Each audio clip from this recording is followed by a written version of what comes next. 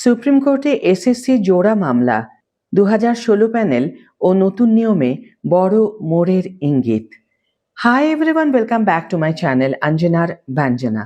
বন্ধুরা, তোমাদের সকলকে আমার এই ছোট্ট ইউটিউব চ্যানেলে স্বাগত জানাই। পশ্চিমবঙ্গ স্কুল সার্ভিস কমিশনের নিয়োগ সংক্রান্ত আইনি জটিলতা যেন কিছুতেই কাটছে না। এবার সুপ্রিম কোর্টে 2016 সালের নিয়োগ প্রক্রিয়া এবং 2025 সালের এসএলএসটি সংক্রান্ত বিষয়ে নতুন করে দুটি মিসলেনিয়াস অ্যাপ্লিকেশন বা এমএ দায়ের করা হয়েছে। এই মামলা দুটির মূল লক্ষ্য হল শীর্ষ আদালতের দেওয়া আগের একটি নির্দেশের কিছু অংশের সংশোধন বা মডিফিকেশন। এই নতুন আইনি পদক্ষেপের ফলে চাকরি প্রার্থী এবং কর্মরত শিক্ষকদের মধ্যে নতুন করে আলোচনার ঝড় উঠেছে।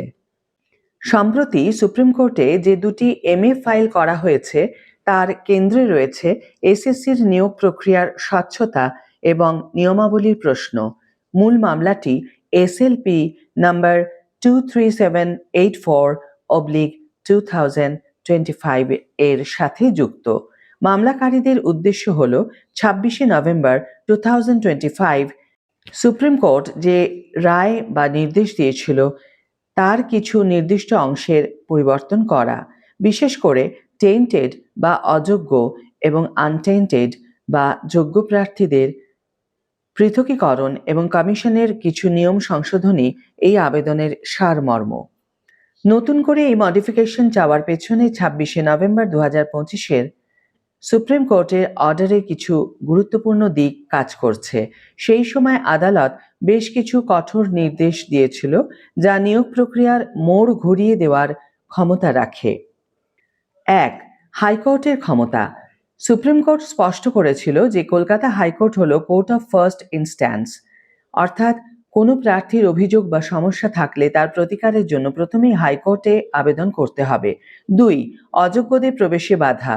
আদালত কঠোরভাবে জানিয়েছিল নতুন কোনো সিলেকশন প্রসেস বা নিয়মের ফাঁক গলে কোনোভাবেই যেন অযোগ্য বা টেন্টেড প্রার্থীরা নিয়োগের তালিকায় ঢুকে না পড়ে। বিষয়টি নিশ্চিত করার দায়িত্ব হাইকোর্টের। 3. স্বচ্ছ তালিকা প্রকাশ। কারা অযোগ্য বা টেন্টেড তাদের বিস্তারিত তালিকা পাবলিক ডোমেইনে বা সর্বসাধারণের জন্য প্রকাশ করার নির্দেশ ছিল, যদিও সেই নির্দেশ এখনো পুরোপুরি বাস্তবায়িত হয়নি বলে অভিযোগ উঠছে। 4. যোগ্যদের সুরক্ষা কবচ। আদালতের অন্যতম বড় পর্যবেক্ষণ ছিল 2016 সালের প্যানেলে যারা প্রকৃত যোগ্য বা আনটেন্টেড প্রার্থী নতুন কোনো নিয়মের বেড়াজালে তাদের যেন কোনো ক্ষতি না হয় বা তাদের চাকরি বাতিল না হয়। বর্তমানে দায়ের করা নতুন মামলাগুলির মাধ্যমে সম্ভবত এই বিষয়গুলিরই আরও স্পষ্ট ব্যাখ্যা বা নিয়মের সামান্য রদবদল চাওয়া হয়েছে। আগামী দিনে এই মামলার শুনানি এসএসসির নিয়োগ প্রক্রিয়ায় কী প্রভাব ফেলে সেটাই এখন দেখার বিষয়। আজকের ভিডিও এখানে শেষ করছি বন্ধুরা। ভিডিওটি যদি কার্যকর বলে মনে হয়ে থাকে তাহলে অবশ্যই একটি ছোট্ট করে লাইক দিও, শেয়ার করো বন্ধুদের সাথে, কমেন্ট করে জানিও তোমাদের মতামত। যারা এখনো আমার চ্যানেলটিকে সাবস্ক্রাইব করোনি তারা অবশ্যই চ্যানেলটিকে সাবস্ক্রাইব করে আমার পাশে থেকো, আর যারা অলরেডি সাবস্ক্রাইব করে দিয়েছো তাদের জন্য আমার অনেক ভালোবাসা এবং অনেক ধন্যবাদ।